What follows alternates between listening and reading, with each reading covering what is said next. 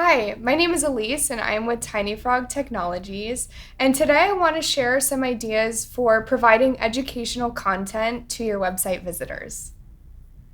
People are always looking for answers to their questions and educational information as they're searching online, and your website is a great place to provide their answers that they're looking for.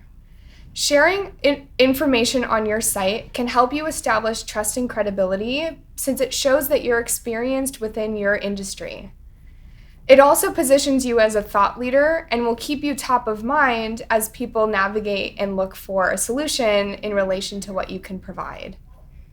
When choosing the types of resources to share on your website, there's two things that you should take into consideration. The first is, what type of resources are your ideal clients looking for? And the second is, what type of content are you most comfortable creating?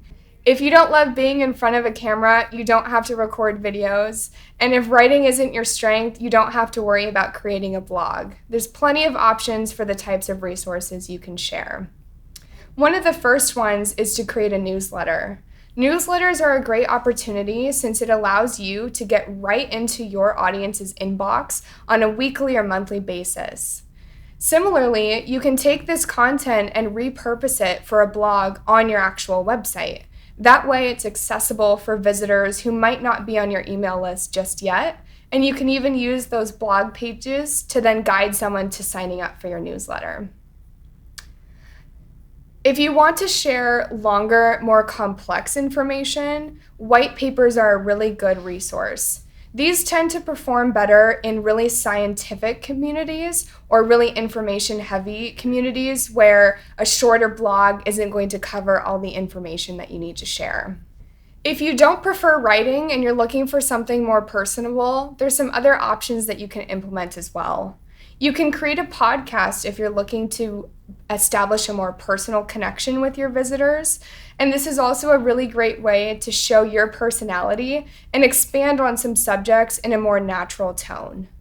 If you don't want to do a podcast and you prefer to have a visual side of your content, you can create videos.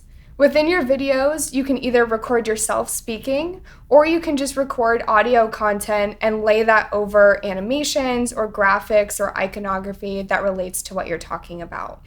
If you want a more interactive format for your content, you can even host live webinars, which would allow you to get into a really specific subject and answer people's questions in real time as they listen to you.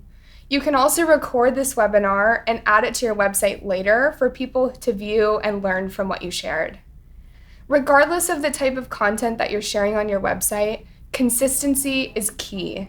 People want to know what they can expect from you, and if you're establishing a consistent process and timing for the content that you're sharing, they're going to know exactly what they're getting from you, which is going to establish some trust and make it more likely for them to reach out and work with you. If you're looking for some help to implement any of these educational resources and get them organized on your website, feel free to reach out to us and we're happy to help.